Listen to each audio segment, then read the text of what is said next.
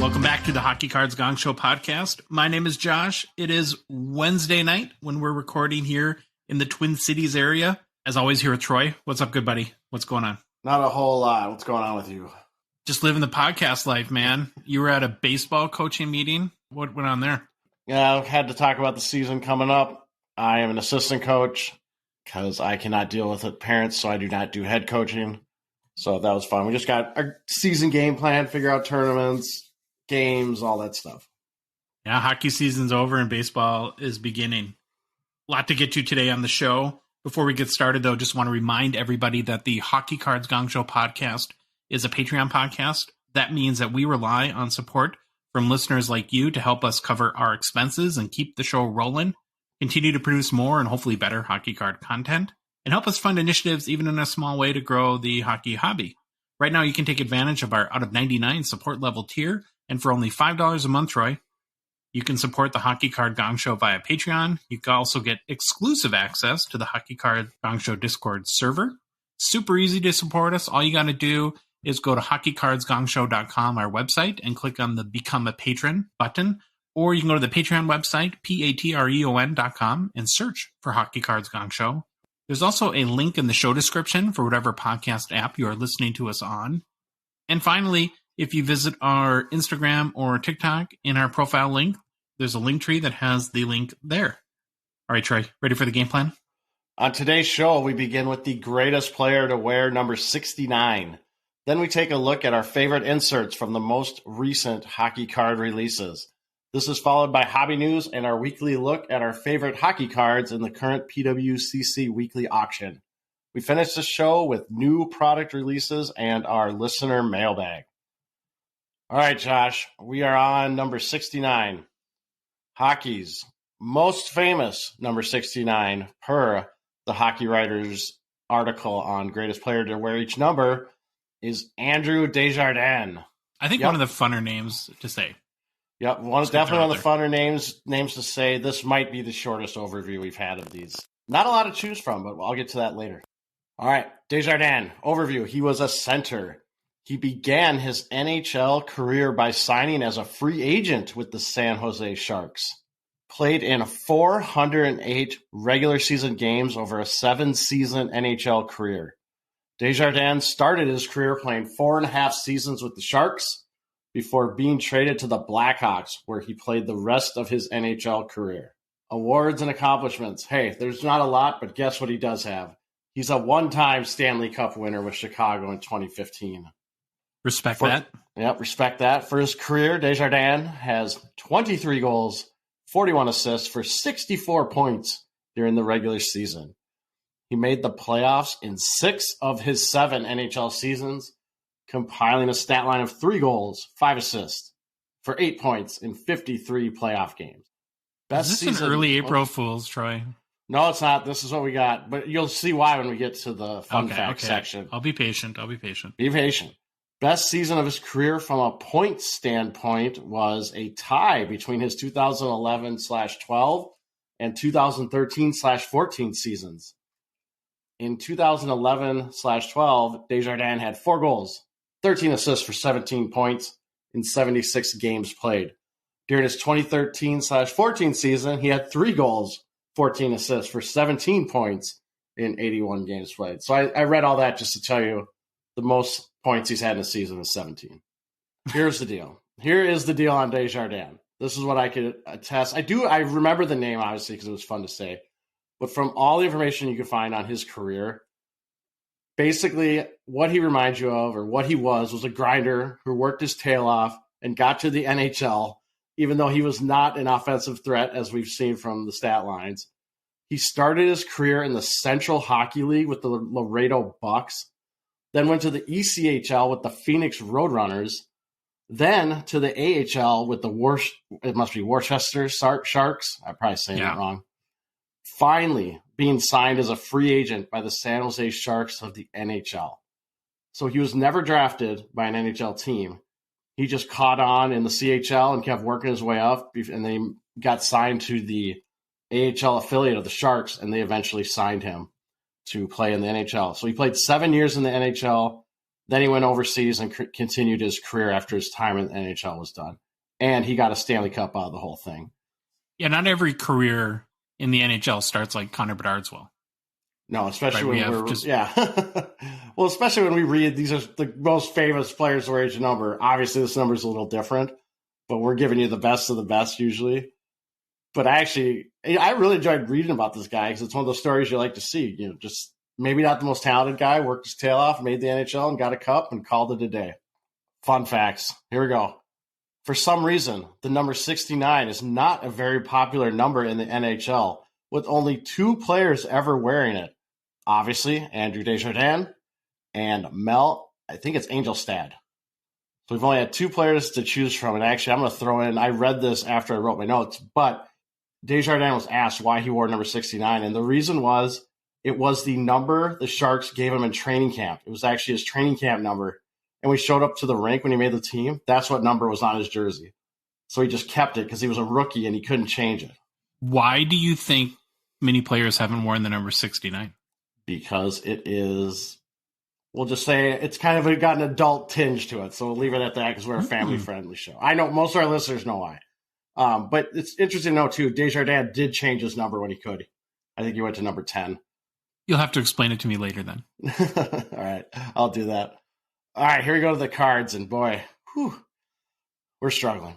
Only one graded card ever in the PSA database. A 2012 Panini Titanium Metallic Marks Autographs, PSA 8. Actually, I say one with a PSA grade. There was another one that's got PSA DNA certified, and that was a 2012 score. So I'm guessing that might be an autograph that stays certified, but it's either one or two. We'll say two, just to be nice. He has 2 graded cards ever in the PSA database. A little bit better on the BGS side. We have 4 graded cards ever at BGS. One is a 2010-11 Dominion with a BGS 9. The other 3 are 2015-16 Upper Deck Day with the Cup cards, all BGS 9 grades. Hey, so at least he gets high grades on his cards. I guess that's good. His rookie card, we're just going to go with this one, is a 2010-11 Panini Dominion number 216, serial numbered out of 199. That's what I'm choosing. I couldn't find much else. I couldn't find any specific sales of this card, but there are some parallels that have sold all less than $10. So you can really, if you can find this card, you're going to get it cheap, but that's what we got. I don't mean to laugh, but this is the first guy I think that's had so few cards and not even any type of hobby love whatsoever. But it is what it is. Still fun to research. So what have we learned? That players don't like the number 69. Yeah. I think it's more players aren't allowed to. It's not like football where you have 100 guys on the lines or on the team. So someone has to have that number. I guess NFL's like 50-some, but. Do you think that right now is the most any type of hockey-related show ever has talked about Eric, right? Desjardins? Andrew. Did I say Eric the whole time? No, I probably said Eric. That's how much I've already forgotten. Andrew Desjardins. Dude, you got me nervous for a sec. Maybe I did. Was there an Eric Desjardins? I don't know. Whatever. It's Andrew. We're talking about Andrew Desjardins. If I called him the wrong name the whole time, I apologize. That's probably me. We'll find out in editing. Okay, well, we're going to stop now and move on to our favorite new inserts. If you're a Gong Show OG, like I know a lot of you are, and you go back to our very first shows last summer, one of the first things we did was lament, Troy, if you recall, how we were sad at the time that there wasn't better hockey inserts coming out of new sets, and took a little grief from that from some people, but still kind of our opinion, and I think we'll stick with it. As I was looking back at all the new sets that have come out, really since the beginning-ish of the season, I would say, I thought, actually, I've been pretty pleased with the inserts that have come out. I think we're still missing in the hobby that big insert that we were referencing last summer, like the Downtown or Color Blast, the type of insert that is really a big chase. And actually, another thing that made me think of this, did you see, I'm sure you did, the whole like whatnot, that football breaker, I think it was their Retail Kings, where the breaker essentially took the cards off camera and hit a Downtown. I mean, you could see right? it. Like you could see the outline of it, and he just moves them. Whatever he did. I listened to? They had Sports Card Nonsense had the owner on, and he actually was talking about the whole situation, how they fired the guy.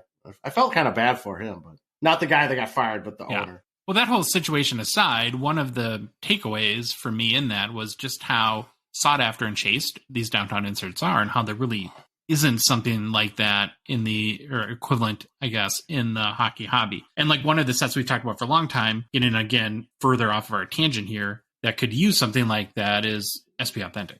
But I digress. So while there hasn't been a major like hobby loses its mind insert over the last few months, I think there has been a number of good ones. And so we thought it would be fun to sort of list our favorites and kind of go through like why we like them and if we think that they will have maybe legs over the long term. So I don't know if we want to go back and forth or just kind of each go off our list, but I'll start, Troy, with my favorites. I think how many did I come up with? Like 4 maybe. The first one that I want to highlight. Yeah. I'll just say just do yours because then I have a couple that are the same as yours. Okay. We'll do it that way. First one that I want to highlight is Metallics, which was released in 2021-22 Skybox Metal Universe Hockey. We had actually seen a prototype of this at the Fall Expo and kind of had my eye on it ever since. Interesting note on this card is even though it's spelled METAL-X, where you would think by looking at it, it's like Metal X, the actual pronunciation or correct pronunciation of the name of the card is Metallics, which means for the first time ever, we know the correct pronunciation of something. It feels like a little bit of a miracle to me, Troy. I really love sort of any sort of like metallic-ish finish to the card. It's a very shiny card. It's got kind of like a chrome border around it. Kind of a simple design, but from what I understand in talking to the folks at Upper Deck, a little kind of newer printing technology went into it. And maybe some of the negatives, I think that there have been some condition issues, whether it be centering or corners, maybe edges, stuff like that. So if you're looking for one on the secondary market, you want to be picky and make sure that you have good photos. Hobby pack odds for Metallics weren't super rare. They were 1 out of 240. So if you compare that to like a Jambalaya at 1 out of 720 or Platinum Portraits, 1 out of 1,920, those are definitely a lot more rare, I guess, or rarer, I should say. Hold on. We got math problems. So Metallics, you're saying is 1 out of every 240 packs, but Jambalaya is 1 out of every 72 packs? 720. Okay. Jambalaya is 720. And Platinum Portraits is 1 out of 1,920. So 1,900 and change. So again, at 1 out of 240, not as rare as some of the other inserts that we've seen in Skybox, but it's kind of, I don't know how you put it, like de facto rare in that the checklist is actually pretty big. There's 70 cards in the Metallics checklist.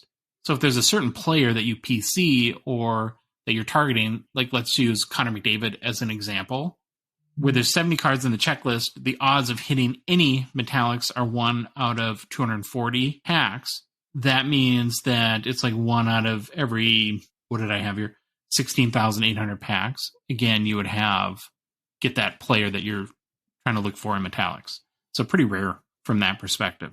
Biggest sellers of the Metallics insert to date, there's a Trevor Zegras that went for $250 US on January 22nd. Then there's a Cole Caulfield that went for $166. So as of this point, still pretty affordable. Not as definitely big of a chase as some of the other inserts we'll talk about, or some of the other even inserts that came out of Skybox this year. What do you think of the Metallics? Do you like them? I like them. I've never actually seen one besides the prototype, though. I haven't seen one in the wild besides that prototype one we saw. But when I saw that, they're really cool. Really look cool looking. It's one of the cards I'm going to be seeking out a little bit at the expo and trying to find some while I'm there. Okay, so that was Metallics. The next one we've talked about before, but I really, really like, might be my favorite, actually, of the most recent releases, and that would be Population Count, that first appeared this past fall in 2022-23 UD1. Will also be in Series 2 that comes out in about a week. I love the fact that it's from Flagship, too, right? And it's not an insert that you'd have to spend like $400 on a box for or something like that. So I think that's a bonus for me. I also think this is one of those inserts that not many people would have predicted would be a big hit. Just going off of the sell sheet or the checklist when it came out. To me, it's also emblematic of the Upper Deck crew and their willingness to try new stuff out, that sometimes you're going to try stuff out that the hobby is like, what the heck is this? And other times you're going to have big hits, I think, like population count. Another thing I like about population count is that it has a combination of more common parallels. So you have the population count 1,000, population count 500, but then you get some really rare ones too, like starting at 25 and 10 and then down to the 101.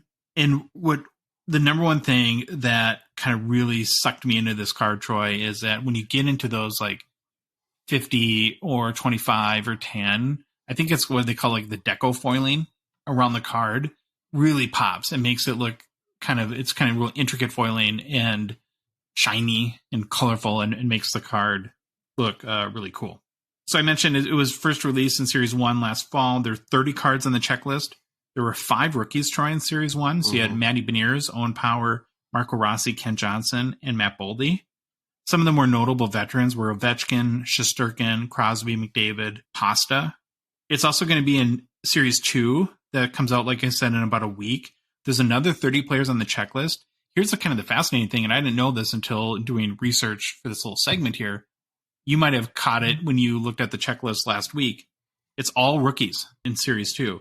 So you're going to have a Sanderson, Kochetkov, Matthias Michelli, Noah Cates, Lucas Reichel, Shane Wright, Jack Quinn, Juraj Slavkovsky, Dylan Holloway, Andrea Kuzmenko, just to name a few. So there's 30 rookie population counts coming out in Series 2, which is kind of cool.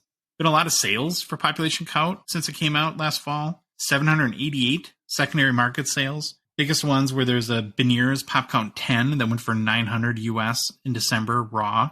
There's a Boldy Pop Count 10 PSA 10 that went for $800 in January. A Beniers Pop Count 25 raw went for $711 US in January. And an Owen Power Pop Count 10 SGC 9 went for $700 US in January as well. So pretty high numbers for these cards. The one thing that I still haven't seen is one of the Pop Count ones yet. Have you seen one either online or? I have not. An eBay or still sitting in a box, right? Because there's 5 of them technically. Because there's 5 players, or no, there's 5 people out. There's 30, so 30 of them. There's 30. There. Yeah, I'm sure I just have missed it, but definitely one hasn't sold yet. But I'd be kind of really curious to check that out. So my second kind of favorite insert in the last 9 months has been the population count to go with metallics. The next one is one that we've pretty new and people have talked about a lot, but I'm a real big fan. I'm actually a big fan of the 16-bit that came out in Allure a few weeks ago. I'm a child of the 80s who put many hours, Troy, into my Atari 2600 and my Nintendo. So this insert speaks to me in that regard. And per Billy's interview on our last show, Billy Cilio from Upper Deck commissioned artists to do these, which I think is kind of cool. I like when they bring in artists with a real specific goal of design, of creating art cards around cards. And I think there's been, a few complaints about maybe, I don't know if you've seen this, but the McDavid photo, somebody will think, well, that looks like Ryan O'Reilly or something like that. And so maybe about, does the design of the card match exactly with what the player looks like? I don't know. I've also heard some people talk about, Troy, that instead of portraits, that they wish the players were more like in an action shot. That would be next. Or I guarantee you think next. so? Why not? I when you come to the realistic part, it's a 16-bit picture. It shouldn't be realistic.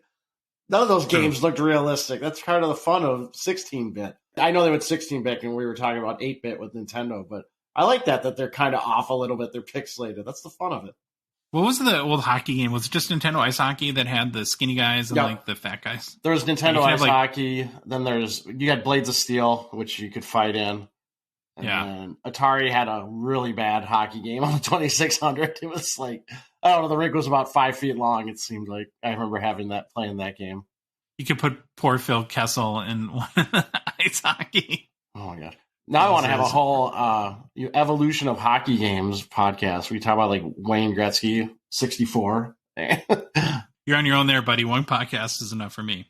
Okay, back to 16-bit. I would say these are the big hit of Allure. Yeah. I don't know about you, but to me, I think it's the card that people are talking about from the set. The secondary market sales support that. The highest selling single from any Allure cards for 2021 is a McDavid 16-bit that sold for $876 US dollars via eBay on March 19th. There's also an Ovechkin that sold for 608 US.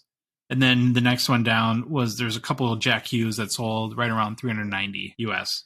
Because the set was unannounced, too, it's like an Easter egg insert. Sites like Cardboard Connection and Beckett have been updating their checklist on the fly. So, like, Troy, if you go to Cardboard Connection, they have 25 numbers listed. Yeah, they don't have everyone. No, they don't. There's only 18 that are filled out. So some of the known ones are McDavid, Ovechkin, Crosby, Pasta, Makar, Jack Hughes, like we know. Kaprizov's one of them. I wouldn't mind having that one. Yeah. Those are probably the biggest names. I didn't see any 2021 rookies. So I wonder if that'll be a twist when they bring it back next year. And of course, another name on the checklist is Ryan O'Reilly. So you can definitely get O'Reilly'd if you end up pulling one of the 16-bit. And then the last insert that I want to highlight, Troy, is from the Cup, the most recent release. And I don't know if this is going to be controversial or not. This might be one of those where I'm like defending Hundo P things, but I really like the Lamplighters insert. Have you seen it? You know what I'm talking about? I'm looking it up right now because I can't remember it off the top of my head. What's it in? The Cup. 2020? Oh, it's in the Cup. Oh, I know what you're... Yeah. I gotcha. So it's the big... What do you call that? Like the police light? Like the red light? Yeah. I think you're on your own island with this one. Really? Well, it's a tinted acetate, right? And then it's got the player on top of it, but I don't know. I'm kind of becoming like a sucker for like gold and silver pen autos. I will say the gold autos look nice. The rainbow kind of foiling of the Lamplighters, but I don't know if I like them inside a red light. It looks like they're in a snow globe or something. I know it's not round. It's not exactly a circle, but I don't know. I like the gold. That might be the gold ink. Gold ink's cool though. The ink is what kind of really makes me gravitate to it. There's 59 cards on this checklist, so it is a bigger insert checklist than you'll typically see like lowers and like 25, 30 or less. There's a mix of legends, so they have like a Gretzky, Yzerman, Brett Hull. There's some vets to McDavid, Draisaitl, Crosby are on the checklist. And then there's a bunch of rookies with the notable exception of Kaprizov. I'm sure they didn't want to put a sticker on it. In general, not super tough odds. I think you get one in every 5 tins. But with a checklist of 59, again, it's going to be really hard to pull a specific player, like if you're really hunting a Gretzky, as an example. Then there's also upper decked tiers of odds. I'm not going to go through them, but you can go to like Beckett or Cardboard Connection if you're really interested to see what the specific odds for a player are. There has been 148 secondary market sales on these, so it's not like nobody likes them. I guess I have some friends out there, Troy. Biggest sale so far is $670 US for a Gretzky Lamplighter auto. An Yzerman sold for $419 US. And then a Lindros is the third highest selling, $414. That's pretty cool. So those are my 4 favorite recent inserts. How did I do? You don't agree with my Lamplighters pick, but do you? Yeah, I'm not Lamplighters. I definitely, so my list does have, and I'm not going to go into it because you did a good job covering it, the 16-bit, and I also have the population count on my list. So my list, a little different. I don't go into as much depth as you do because you're crazy. I'm just going to tell you what they are, and then if I have any pricing. And then I noticed one of them I completely forgot to do any research on, so that's pretty cool. My first favorite insert is out of 2020-21 SP Signature Edition Legends. I'm finally remembering how to say that. The UD Canvas Legends. I'm a sucker for canvas cards. I think the pictures are always cool. Plus, the cards themselves are a nice stock, so they're usually pretty decent. Sometimes there's issues with them, but I really like the cards. I'm going to read Josh's note. The Gretzky, Jágr, and Sakic images are awesome on these cards. I would have to agree. I think most of the images are just sweet. And you get legends. You have legends on these canvas cards, which I'm a sucker for. Or I should say, let's air quote that, legends and retired players will say, because sometimes we don't have, so we've talked about it before. Some of these guys might not be legends. We're really using that loosely, but you know what I'm saying. You've seen those 3 specific ones? Yes. Like I think the Jágr might be my favorite. The Jágr's cool. I like the Gretzky because he's holding that like award play. I don't know which award he's holding. It might be the All-Star. I bet it's the All-Star because he's in the All-Star jersey. He's got the award, and then there's like a 80s car behind him or something. It just looks great. It's one of like 800,000 of the trophies and awards that the NHL has, and it's like a platter, like you said. Reminds me of like what tennis players win. Yep. Because you ever watch like a tennis tournament? Oh, yeah. They get like a teacup or something like that. It's like, oh, great. What's that show? IT Crowd, where you can win the teapot on. I can't remember the name of the show, but anyways. All right. Plus, with these UD Canvas inserts, you can get autos too, which is really cool to get some of those autoed. And just really quick on pricing, there was a Gretzky auto of the UD Canvas Legends that sold for around $750 US. And then I saw the Yager has sold around $370 US. I did see one that was way higher than that, but I couldn't find it in Terra Peak. So I don't know. It didn't look legit, but it was in another source. So I just left it. I'll say. Wait a minute. So are you saying that people buy cards on eBay, but then don't pay for them? They do. Unfortunately. Oh, wow. Unfortunately. Wow. Okay. They're mean. Good to know. We don't like that. All right. My second favorite insert, Josh already mentioned it, 16-bit. Very cool. I think what really does it too is obviously the nostalgia for people our age, and then just being unannounced and I think you sent me the picture. Like, did you like see this? And it's like, holy crap, we didn't even know about this. And they're just so cool, and they're just video games and everything. I love it. Does an Easter egg, or the fact that any insert's an Easter egg, does that kind of make it cooler to you a little bit? That it was. It depends. I fall for the Easter egg thing all the time. If Upper Deck came to me, which I think they will probably soon, and said, "Hey, Josh, we want to design an insert just for Troy, one that Troy will love." I don't know if I could do better than 16. Yeah, because that is pretty good. Right up your alley. Yeah, right up my alley. And, another thing with these Easter eggs, do you think Beckett and Cardboard Connection are like, come on, guys, seriously? Because now they have to sit there and try to find them and update them. Or maybe Upper Deck eventually after a while tells them. Like, here they all are. All right, so that was my second one. My third one is out of 2022-23. OPG. It is the OPG Premier Inserts. And I really am talking about the Rainbow Parallels out of 99. I like Rainbow both. Foil? Yeah. Is that what those are called? I don't know. I'm so sick of parallel names because it seems like everyone just makes up their own, what they think it is. So I'm going to call them Rainbow. One, I love the look of both of these cards, the parallel Rainbow, the Rainbow and the regular. It's got that throwback design. It says OPG Premier. Really cool. The Rainbows look absolutely fantastic. They have like that, I don't even can't even describe it, like flashy background that really shines when you put under a good light. The Rainbows are out of 99. And like I said, I've seen them called Rainbows, Diamond Rainbows. I don't know what you want to call it, but they look awesome. So that's why they're on my list. Plus, as we've mentioned with some other ones, there's rookies in these too. So you can get veterans, but there's also rookie cards. And so I just really, really like the design of this. Hits all the boxes. Shiny, throwback. Love it. I liked last year's too. Those were the tall boys. And they did a foil. It wasn't numbered. It was more just like an SP, a foil and the tall boy. The problem with those, though, is they're so hard to deal with. It's like they don't really fit in top loaders, and then they slide all over your penny sleeves. Then they slide over your top loader. And so I like that this year they chose to go with just like the standard card design. I get mad at those inserts because I'll be like doing the pack and they'll just fall out. Like you're going through the cards, they just fall out from. I'm like, oh, and you immediately just think you've damaged every corner on the card. But yeah, I get what you're saying. When I was looking at values, it looks like a Matty Beniers Rainbow out of 99. I don't know what the actual serial number was. Sold for $125 on March 25th. Also, I've seen the Slikoski and the Kuzmenko Rainbow inserts sell from mid-80s to upper 90s.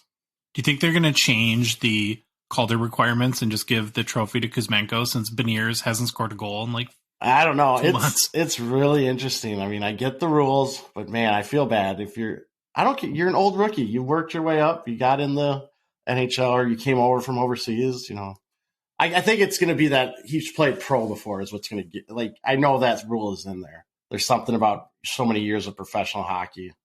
All that stuff. We're going to have like a Calder winner with like 21, 22, 23 goals, something like that. And Kuzmenko is close to 40 now. Yeah. Yes, that's the way it goes. All right, my next insert, the one I did absolutely zero research on because I'm a bonehead. Forgot about it. 2022-23. I'm probably in the minority with this one. OPG playing cards. I love the playing cards. I think they're awesome. I like trying to collect the set. I haven't obviously collected a set. I don't buy enough, but I like putting them together and seeing what I got. I just think it's a really cool idea to throw these in the packs, and I like how breakers can use them because a lot of breakers do use them for if they still do, teams by cards. they pull these out. I just think they're great. They're cool. I love cards, like playing cards. At one point, I actually do kind of collect decks of cards, like unique ones I see out in the wild. I don't have a lot. I have like five or 10, but like if I see like really cool steampunk decks of cards, I'll buy those. I like those. If you use them, I shouldn't say collect because I'll use them. We'll use them for our games and stuff. Like we play cribbage or something. How many collections do you have? Like how many things do you collect? I like collecting. I'm like a pack rat. Yeah, no kidding. Anyways, values on these, I looked. I remember I was talking. There's almost more value in sets. Yes, that's what I was just going to say. That's the highest sell I could find was actually a full set. It was a pre-sale too, so they didn't have them all yet. They probably were getting cases of cases they were going to rip and put it together. $95.65 was the highest for the set I could find. And if you look, there's like the Connor McDavid sold for like $15 US, and I don't think any of the individuals go over $20 from what I saw. There's two characteristics that I think are really cool about the playing cards. The first is that there is almost more value as a set than individually. Mm-hmm. That's pretty unique from an insert perspective. And then the second thing is the most variation year to year is on the back in the intricacy of the design on the card back. So I don't know. I just think that's kind of cool. Yep, for sure. All right. Next one is what you already talked about. Population counts. Agree. These kind of came out of, they kind of surprised me when we saw the pictures. Like, oh, those look cool. But once you kind of see them in person and I looked at them a little more, it does. It did the job really well. They went for a slab. They wanted a slab design look. I think it wins. I think it looks great. All right, my next one. So this might be my most controversial one. I'm probably going to get kicked out of the hobby for this one. But so 21-22 Skybox Metal. All right, I'm just going to say it. I actually don't mind the cheddar, metal picks, and pitter patter. And I'm going to kind of state my thing here. I get it. Some people hate these. They don't like them. They think they're hokey. However, can I interrupt you for a minute? No. I just want to say goodbye to half. I just want to say goodbye to half our listeners before they leave. It's been really great having you on the ride. We've appreciated you listening and hope you'll come back. No, I'm going to say it. I'm more of the thought that I like these because they're new and they tried. I know they're a little hokey at times, but they're not popular probably. I don't think they're very popular. But I think more from the standpoint, hey, try something new, and if it's new, make it fun. I mean, pitter patter, come on. It's Letterkenny. Like, I'm pretty sure that's what they were going for with the plaid. No, they are. So as we've gotten to know Billy a little bit, here's one thing I've learned is that he likes to do inserts that are either a little bit off the wall or have a pop culture tie-in. And I think they need to actually communicate that a little bit more to people, because he's told me about, like, in one of my cards I just don't like in Flagship, because I don't like portrait cards, so Upper Deck Portraits is not something that I would typically gravitate to. But I think one year they did like a Step Brothers theme with it, and they've tried some like other crazy themes. So I think if you actually knew what the theme was, you might, it doesn't mean you're going to like the card more or less, but you might get it at least a little bit. And I'm not so much a fan of cheddar or the metal picks, but I'm a huge Letterkenny fan, and I kind of like the pitter patter. And I also like what about the pitter patter is that it features enforcers. Yeah, it's the checklist is not, you're not getting Connor McDavid in a pitter patter. So I like that they tried them. Maybe they need to find, I don't know if Skybox is the right home. I don't have enough history if Skybox is the home for these, but maybe there is a set out there somewhere where they put all these fun ones. Maybe that makes some people happy and they're not like spreading them out. But these are all in Skybox. And like the video of the guy playing the guitar with that metal pick card is just hilarious. And that's pretty awesome. That stuff cracks me up. Now, these inserts also do have some parallels that you can go for. And again, I was thinking about something because like Hundo P, we know Hundo P didn't work. I didn't like Hundo. No, I didn't like Hundo P. I don't think it came back. But I do like that even though it didn't work, they tried it. But with these two, the cheddar, picks, and pitter patter, they do have parallels you can try to get to. The cheddar has a gold parallel out of 50. And with those, some Ovies, there's McDavid's, Matthews have went for anywhere from $30-ish to $80-ish. So that's your rate. I mean, but to me, it's kind of funny that a cheddar card going for $80 just almost seems unreal. And I actually cracked up someone on eBay listed out the cheddars and put them in like a cheese wheel. It just looked funny to me. I was like, I wonder if that was what they're going for, but it looks like a cheese wheel. Skybox Metal Picks, they have a Spectrum parallel out of 25. And a McDavid did sell for $175 and I did see an Ovi sale for $100. And then we have Pitter Patter. Those have a gold parallel out of 99. One of those, I can't remember who the player was, sold for $20. Every other Pitter Patter sale I've seen has been below $20. So you're not going to get too much value there, or too much money from those. Our guy Revo has a Pitter Patter. Yep. Kirill's bodyguard out there on the ice. Okay, so realistically though, do you think Cheddar, Metal Picks, or Pitter Patter's coming back? I would maybe Pitter Patter just for the enforcer angle, because they really don't. I mean, I like the enforcer angle of that. I'm not sure Cheddar or Metal Picks come back. Maybe like 40 years from now, when your great grandkids are going through great grandpa Troy's old cars and they pull out this weird cheese card, then might be worth something. Well, the thing is, I like I said, I like them. I like to try to do something new. I'm not collecting them. I'm not out buying Cheddar cards. I'm not trying to make the set or anything. So I just want to make that clear. But I do there's just something about pop culture, trying new things that I really like. Well, that's the beauty of collecting, is that It's subjective and you collect what you love. And when you happen to love things that nobody else likes, you just get it cheaper, right? True. Okay, I want to make a quick mention for Slab Sharks. Their weekly auction ends tonight, the day our podcast is released. Per usual, Troy, there is a ton of cool hockey cards in this week's auction. Just highlighted a few of them on our Instagram stories. So there's a Makar Young Guns Clear Cut BGS 10 Pristine. There's a 2014 The Cup Leon Draisaitl True RPA out of 249 BGS 9.510. A couple of real cool 2020 The Cup cards. There's a Sweet Flyers triple auto booklet out of 9 with Lindros, Ron Hextall, and Rod Brindamore. There's also a really cool Mario Lemieux gold auto out of 10 or 12. It's out of 12. That's raw. And then a couple other ones I thought were kind of fun is a 2017 Tage Thompson Future Watch auto out of 999 BGS 9.510 and a 2019 Exquisite Collection, although not a rookie, and Austin Matthews patch auto out of 10. That's kind of amazing. So they have tons of awesome cards. You can find their auction link on their website at slabsharks.com. If you're a Canadian card collector and are looking to turn a card or 2 or 12 into cash, you should consider using Slab Sharks for consigning them on eBay. They take away all the hassle of selling your cards on eBay, like dealing with buyer questions, hustling for payment, which, let's face it, is becoming a bigger and bigger issue on eBay. We're going to have to dig into that at some point, because when we're researching cards, I'll look at like 5 cards in a row that haven't been paid. It's just crazy. They can also help ship your cards to the U.S. and expose your auctions to a bigger buyer pool in not only Canada and the U.S. So head to slabsharks.com for info on their consigning services and to get started consigning your cards. We're going to roll into hobby news. Nothing major on the injury front to report, which I guess is good news. It does look like, though, Troy, your guy Ryan O'Reilly is still on track for the playoffs to be back. So we're all going to get O'Reilly for the playoffs. Kind of fun there.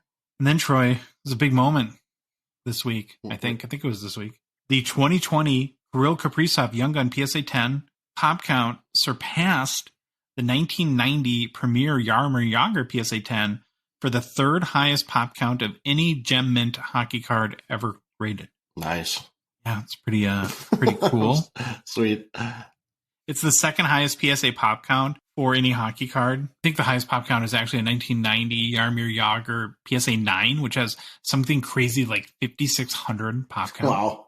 So I think like 17,000 of those cards have been sent to PSA for grading. Ahead of Kaprizov, though, Troy, is the Connor McDavid Young Guns BGS 9.5 that has a pop count of 7,620. There's an Austin Matthews right after that, BGS 9.5 Young Guns, 4,878 pop count. So ways to go for Kaprizov to get from number 3 to number 2. If he keeps playing well, though, and with a meaty 66% gem rate that Kaprizov has on his Young Guns PSA 10, there might be a chance that happens. I see retailers all the time throwing 2020 retail boxes in their breaks, so I think there's a lot of wax still out there and plenty of room. Yeah, breakers. Right, a lot of breakers are breaking 2020 retail. Most of you listeners probably know that Troy, our friend Troy, who likes Cheddar and Skybox Metal Pick cards, in addition, to that is the proud owner of this card and has the distinction of being in the 700 Club. I am. And no, it's not the Pat Robertson 700 Club. But in this case, though, Troy, the 700 Club refers to the 25 out of 961 total buyers that have bought a Kaprizov Young Guns PSA 10 and paid more than $700. I like that there's 24 more of us. You should start a 700 Club support group. Okay, so as the representative, Troy, of the 700 Club, how does it feel to see your special card reach a not-so-unique distinction of being third place all-time for the highest pop count of any gem mint graded card? I need one of those people to have lots of money and have like a burning event where they buy up a bunch of graded ones and burn it to try to lower the pop count, even though there's no way you could really do that because it's not like PSA would update the pop chart. You'd have to document the serial number, but you're right, that won't happen. Pretty crazy, though, that a 2020 another oldish, right, wild rookie has, 3,000 some now PSA 10s. On a value update, in case you're curious about the 2020 Kaprizov Young Gun PSA 10, current value $243. So a little bit off from the $700 you paid. It's down 15% in the past 3 months, 37% in the past 6 months. I think there's a inverse correlation between pop count and value. Yeah, I need him to score like 200 goals in a season or something. We just need him back on the ice, but do we want him back on the ice? I don't know. The Wild are unstoppable. We can't lose without him. Patrick Ewing theory all over again. Okay, moving on, Troy. Connor McDavid is the first player to eclipse 140 points in a season since 1996. That's 27-ish years. Pretty long time, huh? At the time we were recording, he's sitting at 143 points with 60 goals, 83 assists in 75 games played. So they have 7 games left in the season. There's a pretty good chance I think he gets to 150 points based on needs 7 more points in 7 games. That seems pretty easy given McDavid's status this year. I think 70 goals is looking a little bit more of a stretch. I don't know if he'll score 10 goals in 7 games, but I guess if anyone can do it, it would be McDavid. If he does get to 150 points, though, and we talked about this a little bit before, that's a really exclusive club to be in. I think there's only, 5 players that have ever had 150 points. It was Gretzky, did it 9 times, Lemieux 4 times, and then Yzerman, Phil Esposito, and Bernie Nichols did it 1 time each. Most points ever in a season was Gretzky, who had 215 points in 1985, 1986. Most goals ever in a season, Troy, is 92, again by Gretzky in 1981-82. So at McDavid's current total of 143 points, it already is the 22nd most points in an NHL season all time. I might have mentioned this before too, but when I'm kind of reading through this and looking at some of these numbers, I try to remind myself to take a minute here, smell the roses, appreciate what we're seeing with this guy, because what he's doing right now is truly historic. Running out of ways to throw more flowers at McDavid. Looking at his 2015 Young Gun PSA 10 pop, another big pop Young Guns card, pop 2,477, last sold for $3,335 US. Over the past couple weeks, it is down about 8%, but it's up 22% over the past 3 months. We do have one local card show shout out that we want to get to. This one is from Instagram and Big Shot JR. Look, we got your name right. There's a card show in Calgary this Saturday, so April 1st, 2023, called the Sports Card Show. It's at the Thorncliffe Greenview Community Association, 5600 Center Street North. So in Canada, have you ever noticed that they spell center instead of C-E-N-T-E-R? R-E. C-E-N-T-R-E. I like the way they do it better. Can we steal that from Canada? There you go. I think we should do that. So again, it's at 5600 Center Street North. It goes from 10 a.m. to 5 p.m. I think there is an admission fee. It's like $5 for adults, but kids 12 and under are free. And if you go, you're in Calgary, make sure that you tell everyone there to listen to the Gong Show. This last piece is very important. Yeah, it's still our number 1 market. Yeah, number 1 city for the Gong Show. Calgary, Alberta.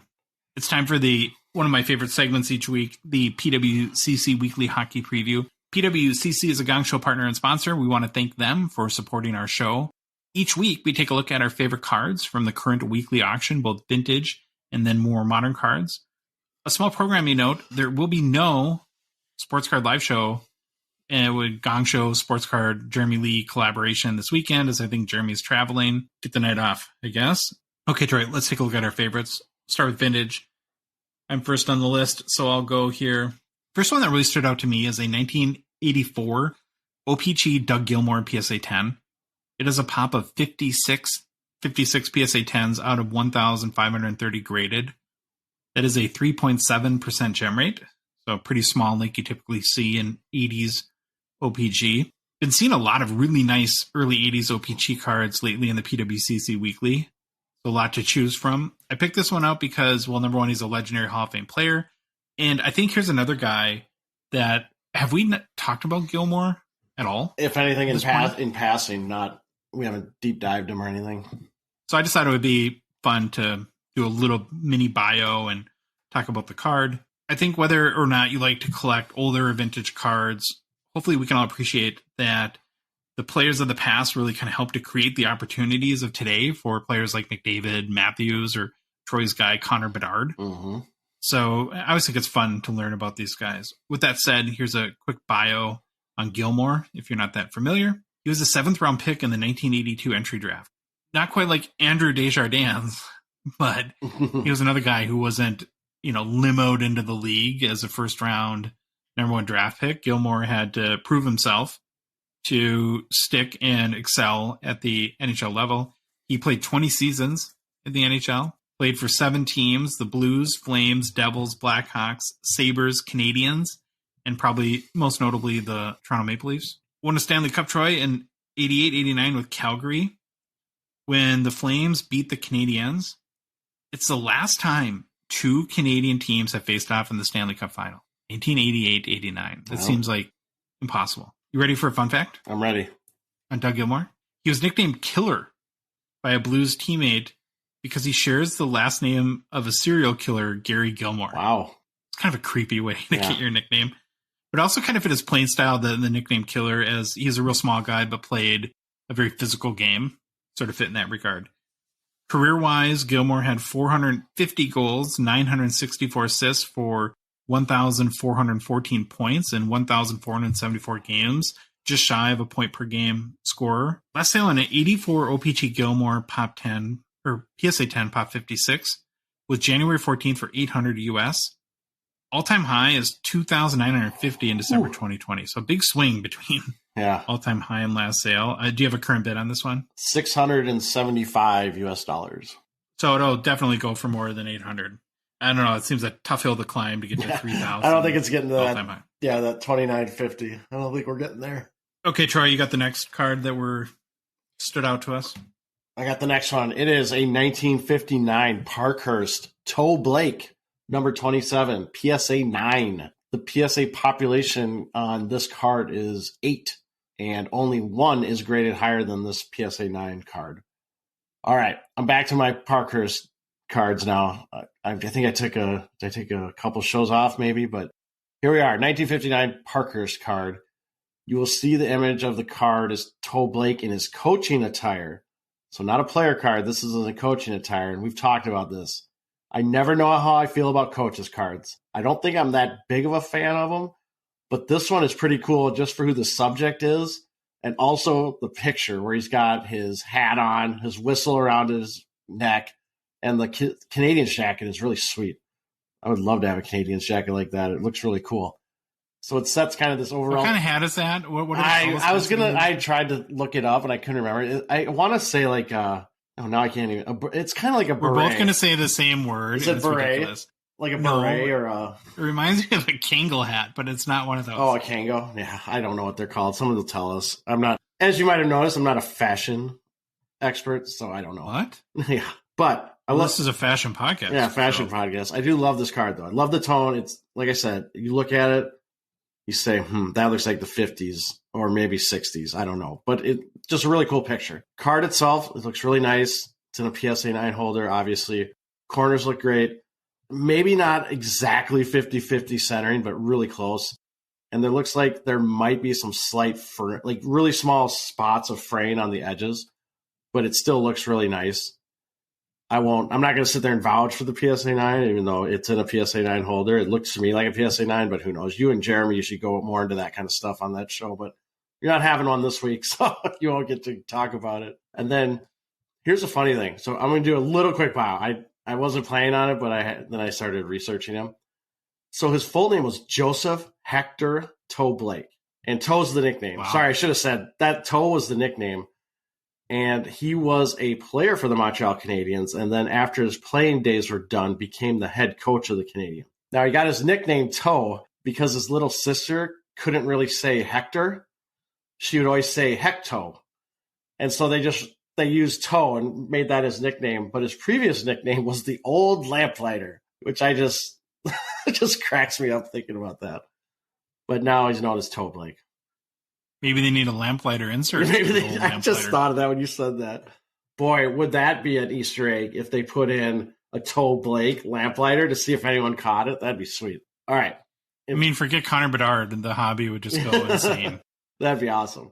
All right. In 577 games played, Blake had 235 goals, 294 assists for 529 points. He's a Hall of Famer, 3-time Cup winner as a player, 1-time Hart Trophy winner. As a coach, Blake had an overall record of 500 wins, 255 losses, and 159 ties in 914 games coached. As a coach, he won 8 Stanley Cups, with 5 of those being in a row. So that's the quick bio. Now, this card, the last sale in card letter I could find for a PSA 9 copy was $262 on January 26th of 2021. Current bid on this card is $175. So I'm thinking there's a good chance it might break that 262, which was just the last. Saying there's a chance. Okay, last vintage card we're going to chat about in this week's PWCC Weekly Auction is, I'm going to go back to the early 80s. This one, Troy, is a 1982 OPC Ron Francis, PSA 10 Pop 45. Huge sucker for Whalers cards. And this is maybe the biggest Whalers rookie, you could probably argue. Would you be in favor?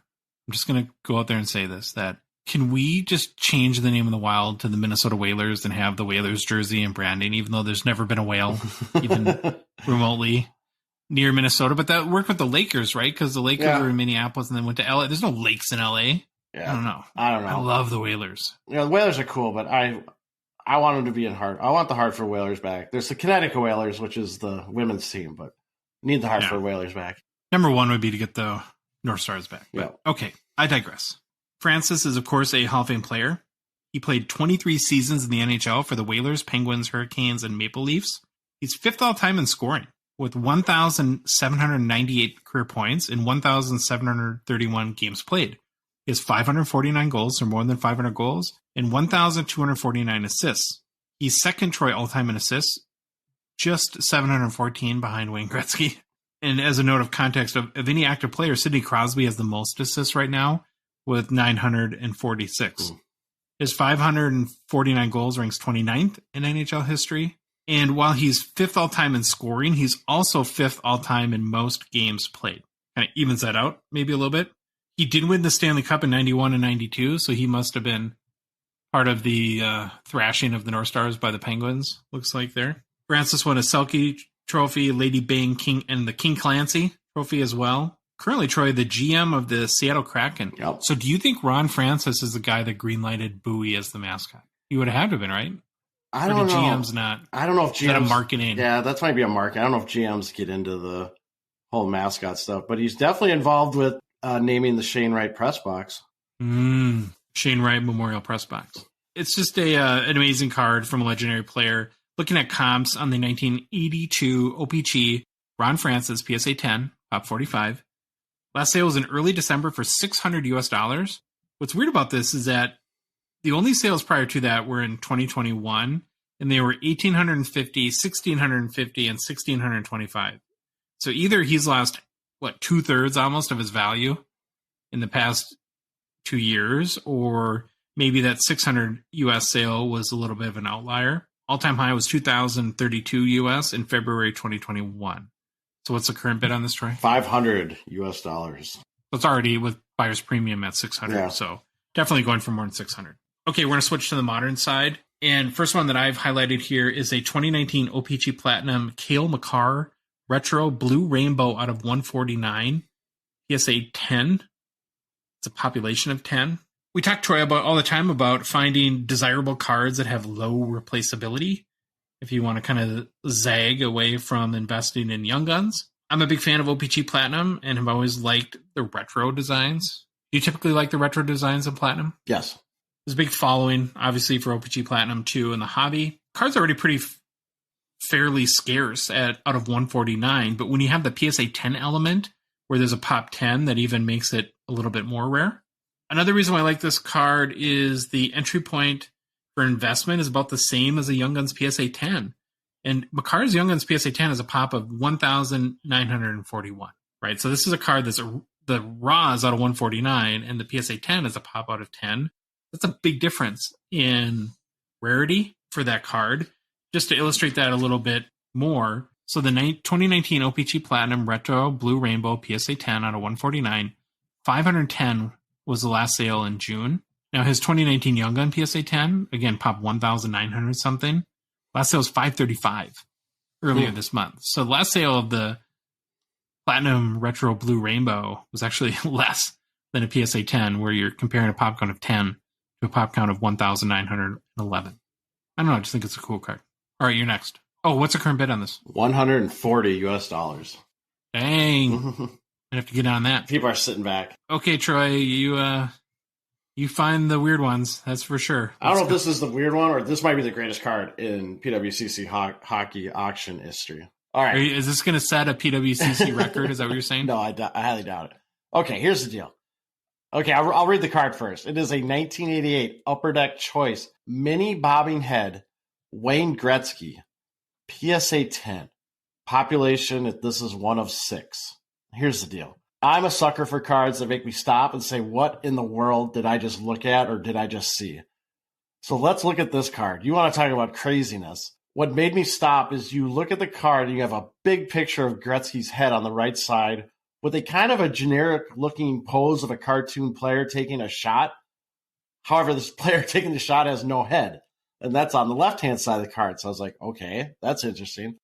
Look closer, and now you can see the head image and the body image have perforations that are actually meant to pop them out. You're supposed to push them in, pop them out of this card. So that gives you the name. You're starting to put this together. The mini bobbing head card name. You got the big head. You got this, I don't know, we'll call it the player's body base. You can tell something's going to happen with this. But let's look at the front of the card. On the front of the card also, there's a hockey quiz section. And it's ask you a question, and then the answer, it says, is on the inside of Wayne's head. And I thought, okay, that's pretty weird. But it is truly on the inside of Wayne's head, because if you turn the card, if you pop out his head and turn it over, the answer's not there. This isn't a two-sided thing. It's like I don't know what you want to call it, 3 or 4-sided. It's got the little you pull out the sections, it makes like an X. So it's a little more sturdy and can stand on its own. So the answer of the quiz question is in his head. I thought that was just hilarious. So once you turn the card over now, there are instructions on the back how to build the little player and put his head on. And he has additional flaps you can pull out. Makes it like a little stand. And then you put his big head on, and now you have your bobbing head Gretzky card. I think it's just so unique, and I loved looking at this thing. Now, so this was a card that was intended to be destroyed. Oh yeah, for sure. And someone had the I don't know what they had, but they're like, oh, I'm gonna keep this and get it slapped in a PSA 10. It's hilarious to me all around. The card looks great from the images. It's just a unique card that is pretty cool, and I haven't seen anything like it before, so I had to look at it. I couldn't find a PSA 10 sale of this thing, but I did find a BGS 9.5 sale on April 13th, 2022. For a whopping $34.99. Right now, this card is at $14 US. Have at it. What's a low pop? 90s insert? Did Frank feature this one on his masterclass? I don't think so. I don't think Frank put this one in the masterclass. If I won this, I'm so cracking it and popping it out and building it. Destroying Wayne Gretzky's head. Okay, last card that we want to feature in this week's PWCC Weekly Auction is a 2019 The Cup Adam Fox True RPA out of 249 BGS 8.5. I think it's always exciting when you can pick up a true RPA of a really young, fascinating player like Adam Fox, and he kind of meets the criteria, Troy, of the new wave offensive blue liners that the hobby has been targeting over the last few years. Doesn't hurt either, I guess, that he plays for the Rangers, an original 6 team. Fox is a 25-year-old defenseman in his 4th season in the NHL. On the season, he has 11 goals, 56 assists for 67 points in 74 games played. His 11 goals ties his career high from last year, so if he gets another goal, I guess he would set a new career high there. Points-wise, he'd have to go on kind of a run because he's a little bit down from last year, where I think he had like 74 points or something like that. I don't know. You know, Fox hasn't quite had the jump this year that maybe some had hoped he would, but they really loaded up. The Rangers did for the playoffs, adding Tarasenko and Patty Kane. They also have Shesterkin in net. So I don't know if they go on like a run and Fox plays pretty well, racks up a bunch of assists, maybe scores a few goals.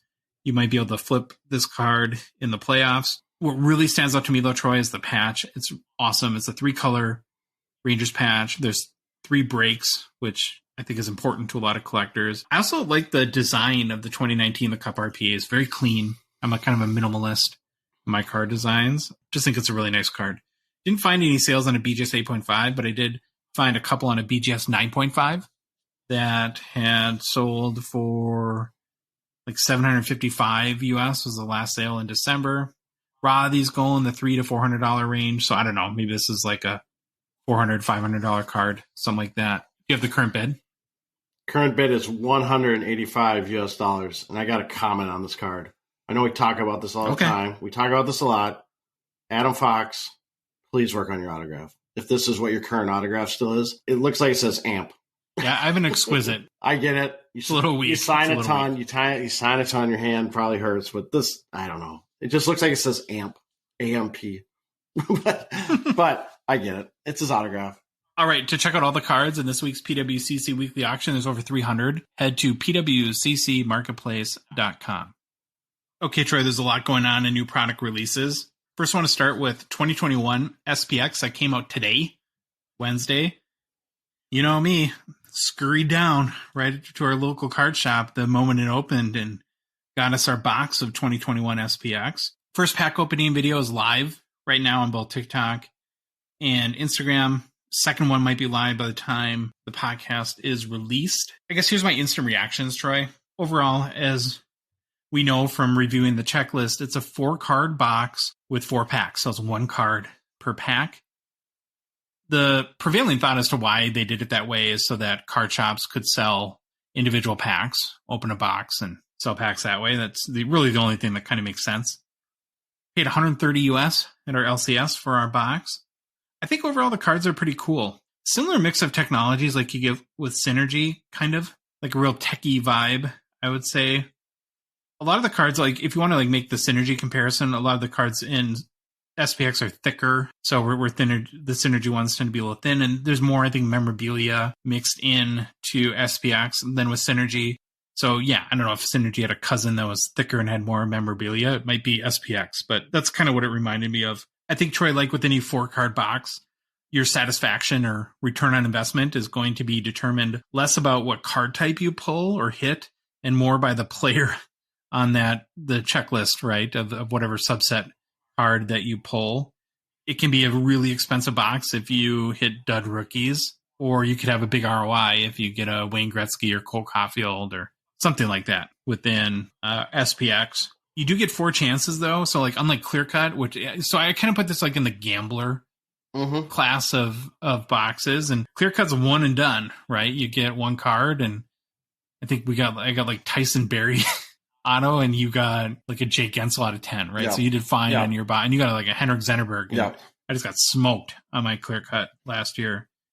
I'm not going to give away our cards, and so kind of keep it on you get 4 packs. Our box was very much salvaged on that last pack. You know, not being a one and done kind of helped us in this regard. We'll wait a couple of weeks to give our value and collector ratings on 2021 SPx. Kind of let it settle a bit, digest everything, see what secondary market sales look like.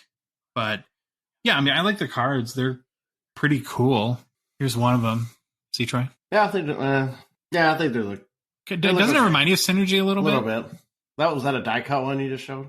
No, because it's got a PETG on the side. Oh, gotcha. And then here's the kind of the meh one. This is a great podcast, by the way. Yeah, good. Showing me cards on video that no one can see. Yeah. Okay, we'll stop that now.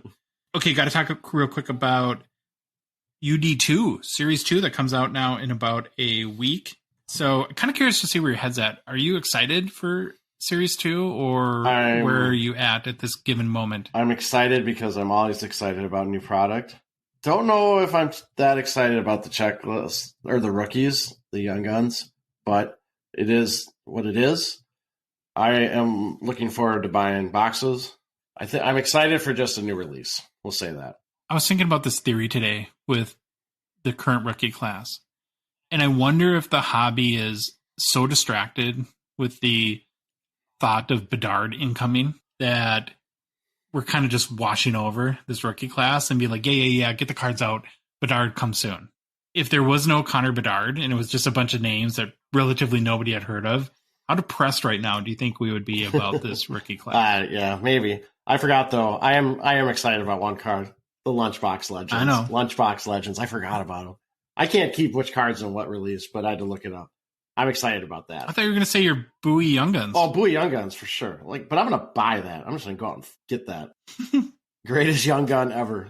Bowie. The part I'm stuck on with UD2 is the price here in the US. It's bugging me, man. Yep. Kind of bumming me out too.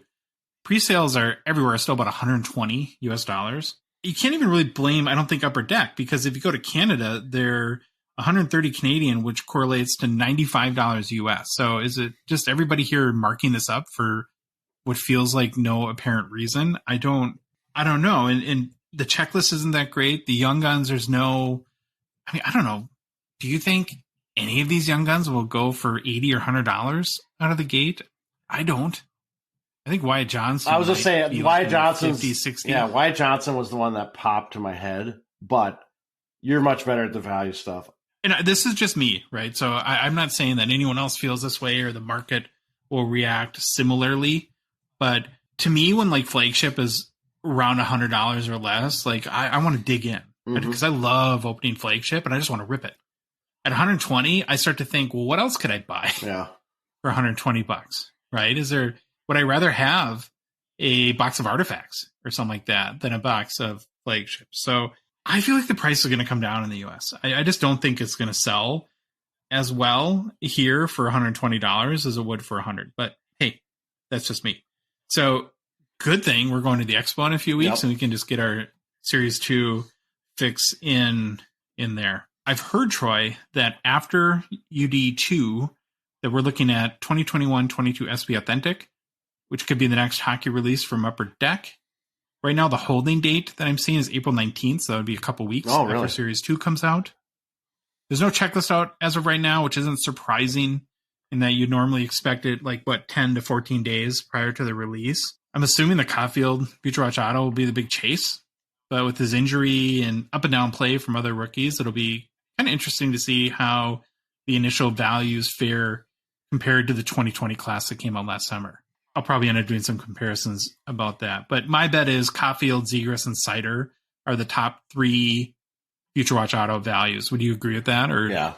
No, I would agree with that. I think it's kind of cool. I'm waiting for the first mailbag question that says, do you think Upper Deck's releasing too many products at one time? I'm just waiting for the total flip. Like we've talked about this 100 times. They have to do this. I'm glad they're doing this. They're getting caught up. We love it. There's new hockey product coming out all the time. But I was just thinking to myself and kind of laughing, when's the first mailbag question going to come and be like, could you tell Upper Deck to slow down? Kind of along that vein, I was thinking today how cool the Expo is going to be.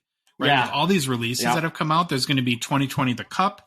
There's going to be a bunch of SP Legends. Series 2 will be new. We'll have SPA that comes out, the day before the Expo starts? We hope. Yeah, we hope. Kind of can't wait for that. Last thing in new product releases, though, Troy, is doing my research today, I did stumble upon, on Steel City, some pre-sale pricing for 2023-24 Series 1, which has a holding date of November 1st right now, which could have Connor Bedard and Young Guns.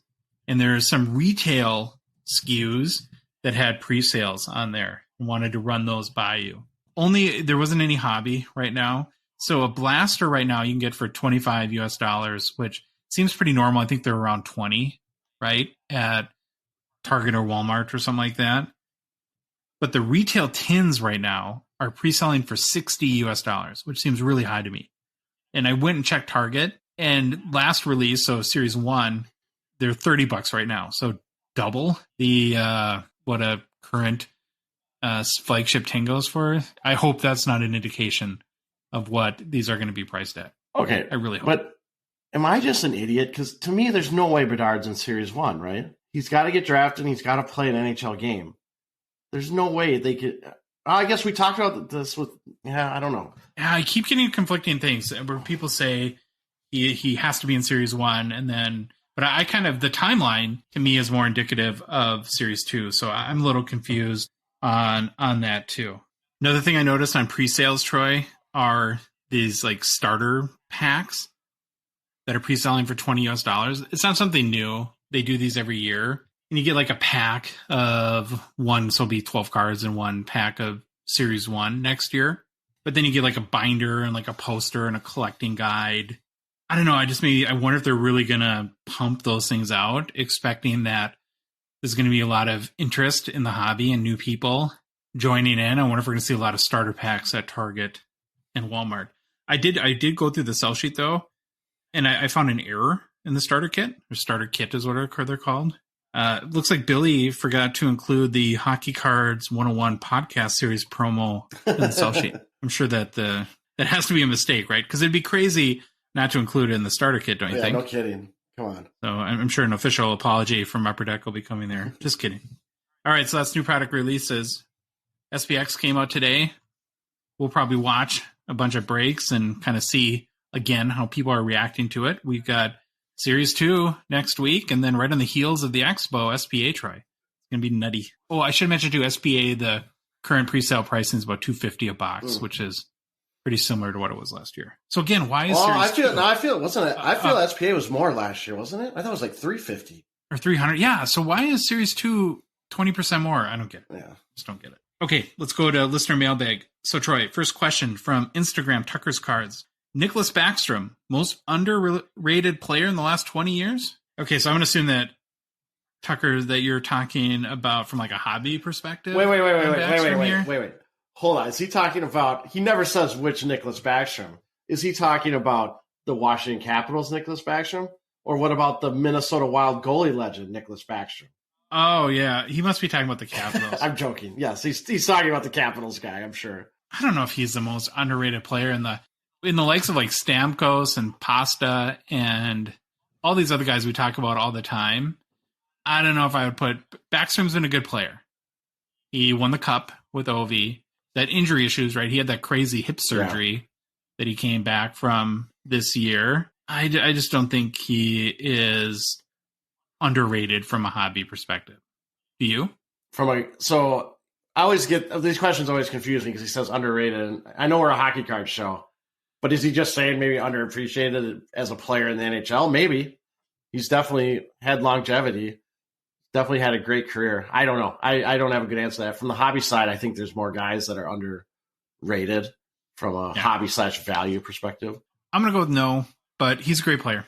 And there's a lot of hobby guys that could use a lot more love, and we talk about that all the time. All right, next question from the Gong Show Discord. Philadelphia Flyagram. Can't recall if you've been asked this before, but what is your single favorite card that you own? Doesn't have to be the most valuable card either. Troy, you want to go first? I'll go first. The single favorite card that I own is my 1983 OPG Pelle Lindbergh. It's in a PSA 9 slab. I've talked about this card a lot. It's my favorite hockey card ever. I love it, and by far my favorite. Okay, for me, it's a 1990 Upper Deck Sergei Fedorov Young Guns PSA 10. It's when I was 13 years old when this came out. It's the hockey card that I coveted the most. And it's the card that really drew me into the hockey hobby. And so certainly not the most valuable card out there, but I've always loved that card, and I always will. From Instagram, Viking Werewolf. What are your opinions on the hype/cost ratio of current and upcoming products in relation to incoming and former incoming star rookies like Bedard or Lafreniere? I think what he's trying to refer to here is how much does hype impact price on probably both the wax side and singles for really chased, hyped kind of rookies like Bedard and Lafreniere fall into that. Hype is a huge factor, right? You've got stardom, superstardom, legendary status kind of baked in to the pricing when these guys first come out. We saw in the case of Lafreniere, it didn't exactly hasn't worked out that way to this point.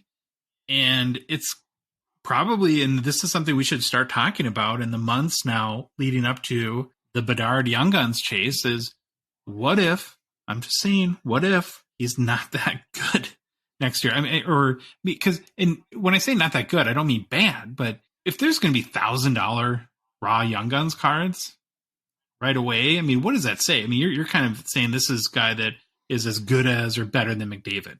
What if he's kind of an average rookie year? What if he has a Matty Beniers rookie season? It's going to be bad for the market. So not that he cares about hockey cards, but yeah, I don't know. I mean, there's some potential risk involved as far as like market values go in this too, because of that $1,000 or $800 or $500 or $400, whatever the Bedard costs, what isn't 85-90% of that's going to be speculation and hype, right?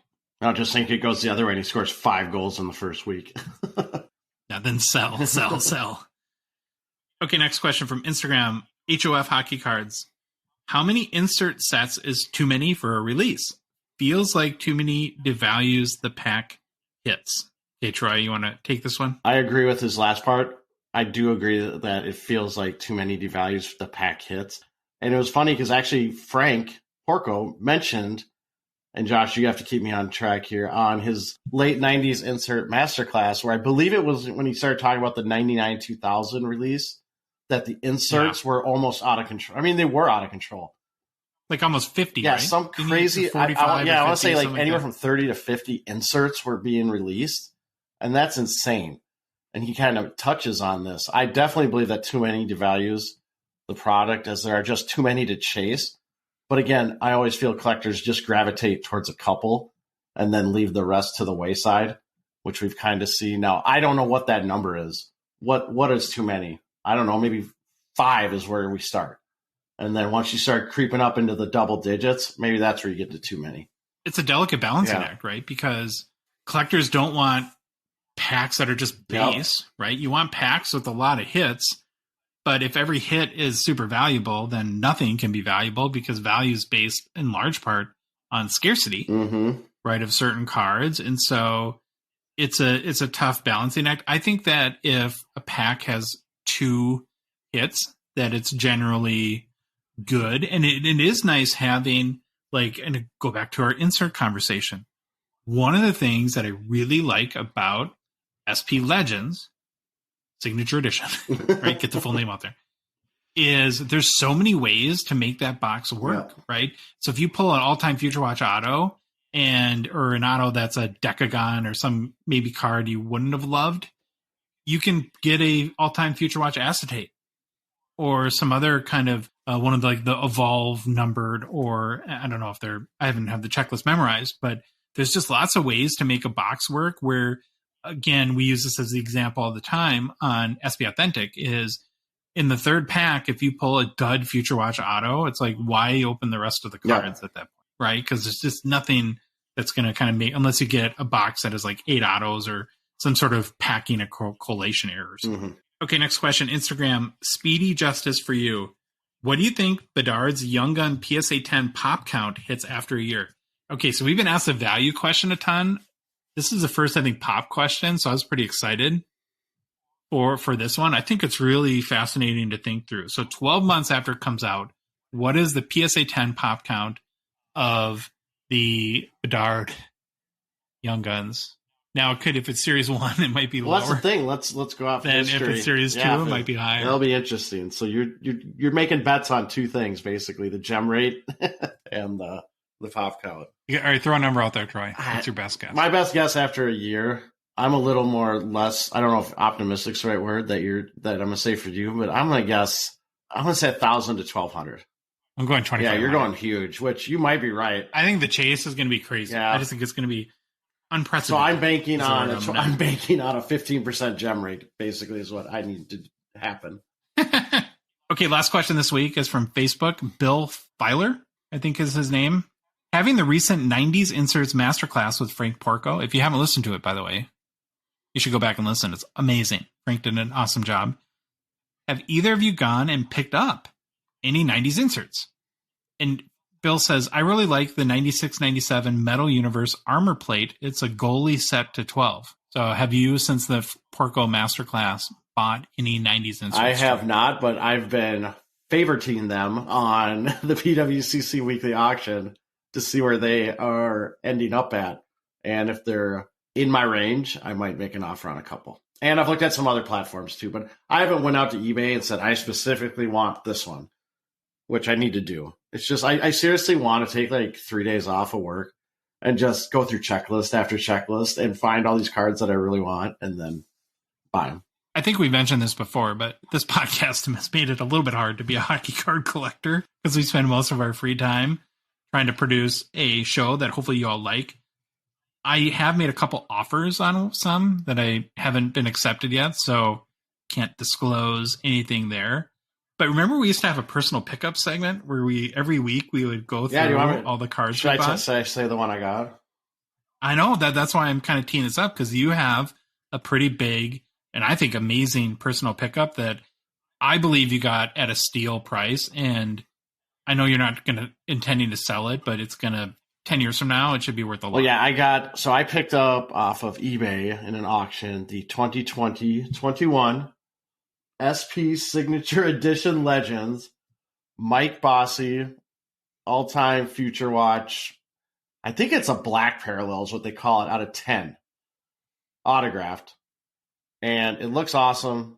I was super pumped to get it. I ended up paying the card price, I want to say, was $410 US after the auction was all said and done. Again, I will never sell this card. It's going in my case with my other Bossy autographs. But I am super pumped, and I think I got a decent price. There's not a lot of sales. I think $380 to somewhere in there. But I just think for how hot this product is and how this card looks, there's a little fraying on the top on the back, but the front looks great, and it doesn't matter to me because I'm never going to have the back of the card showing. But I am super pumped to get this card. Yeah, it's out of 10. Yeah. So you wouldn't imagine there'd be a lot of sales, and hopefully a bunch of people that pull it are just going to keep it. Well, that is our show for you for this Thursday. If you liked the episode, please leave a rating review on Apple, Spotify, or whatever podcast app you listen to us on. Have you noticed, Troy, that we're at 99? I did. 5-star reviews on Spotify. We've been Wayne Gretzky. Yeah, we've been Gretzky. We need to get over 100, or need to get to 100 at least. Somebody get us to 100. That would be awesome. We would be grateful for that. If you love the show and would like to support us and want to chat with us on the Hockey Cards Gongshow Discord server, please consider a $5 a month donation via Patreon. You can find the link to our Patreon on our website, hockeycardsgongshow.com, or go to the Patreon website, Patreon, and search for Hockey Cards Gongshow. There's also a link in the show description for whatever podcast app you're listening to us right now, or if you're listening to us on YouTube, which is kind of growing like crazy lately, which is fun. And there's a link to our Patreon in our link tree, which you can find in our Instagram and TikTok profiles. If you're not following us on social media, we're on Instagram, Facebook, TikTok, Twitter, and YouTube, Hockey Cards Gongshow. And Troy, the Hockey Cards Gongshow podcast is a production of Dollar Box Ventures, LLC. We'll see you all on Monday. Have a great weekend.